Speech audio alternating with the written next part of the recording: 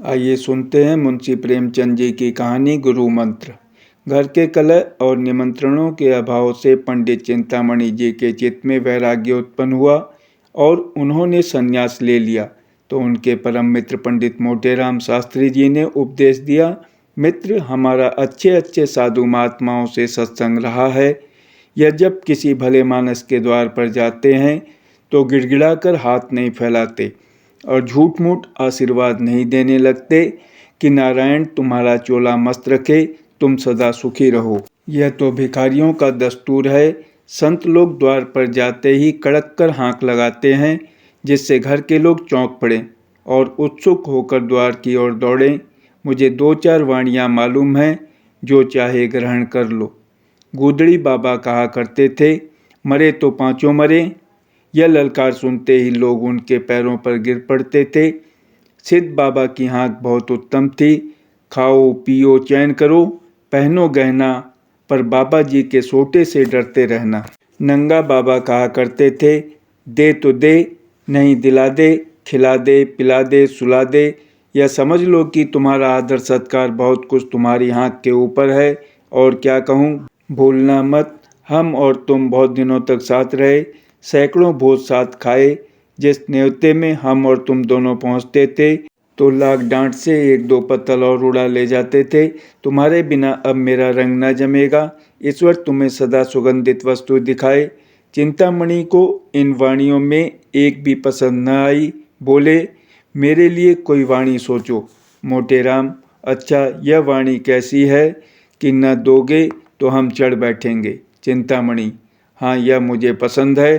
तुम्हारी आज्ञा हो तो इसमें काट छांट करूं। मोटेराम, हाँ हाँ करो। चिंतामणि, अच्छा, तो इसे इस भांति रखो, न देगा तो हम चढ़ बैठेंगे। मोटेराम उछलकर, नारायण जानता है यह वाणी अपने रंग में निराली है। भक्ति ने तुम्हारी बुद्धि को चमका दिया है। भला एक बार ललकार कर कहो तो देखें कैसे कहते हो। चिंतामणि ने दोनों कान उंगलियों से बंद कर लिए और अपनी पूरी शक्ति से चिल्लाकर बोले, न देगा तो चढ़ बैठूंगा। यह नाद ऐसा आकाश भेदी था कि मोटेराम भी सहसा चौंक पड़े।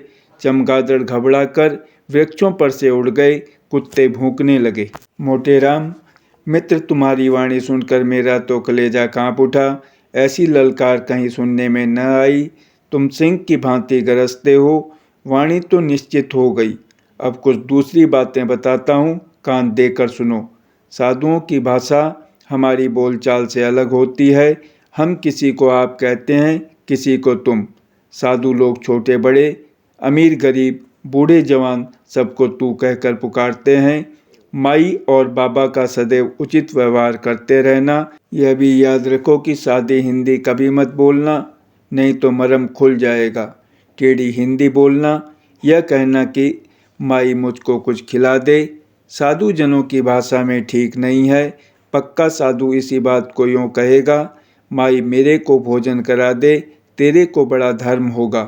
चिंतामणि, मित्र, हम तेरे को कहाँ तक जस गावें, तेरे ने मेरे साथ बड़ा उपकार किया है। यूँ उपदेश देकर मोटेराम विदा हुए।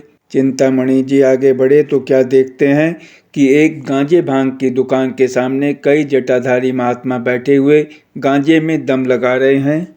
चिंतामणि को देखकर एक महात्मा ने अपनी जयकार सुनाई, चल चल, जल्दी लेके चल, नहीं तो अभी करता हूँ बेकल। एक दूसरे साधु ने कड़क कर कहा, अररर धम, आए पहुँचे हम, अब क्या है गम।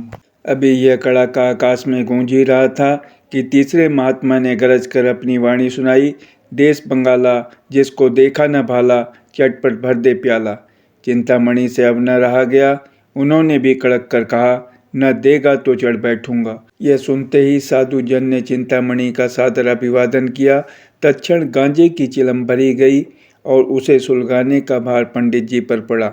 बेचारे बड़े असमंजस में पड़े। सोचा, अगर चिलम नहीं लेता तो अभी सारी कलई खुल जाएगी। विवश होकर चिलम ले ली, किंतु जिसने कभी गांजा न पिया हो वह बहुत चेष्टा करने पर भी दम नहीं लगा सकता। उन्होंने आंखें बंद करके अपनी समझ में तो बड़े जोरों से दम लगाया।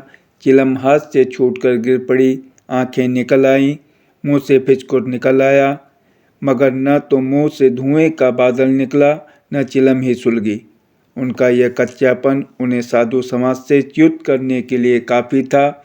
2-3 साधु झल्लाकर आगे बढ़े और बड़ी निर्दयता से उनका हाथ पकड़कर उठा लिया। एक महात्मा, तेरे को धिक्कार है। दूसरे महात्मा, तेरे को लाज नहीं आती, साधु बना है मूर्ख। पंडित जी लज्जित होकर समीप के एक हलवाई की दुकान के सामने आ बैठे और साधु समाज ने खंजड़ी बजा बजा कर यह भजन गाना शुरू किया। माया है संसार संवलिया, माया है संसार, धर्माधर्म सभी कुछ मिथ्या, यही ज्ञान व्यवहार, संवलिया माया है संसार। गांजे भंग को वर्जित करते है उन पर धिक्कार, संवलिया माया है संसार। धन्यवाद।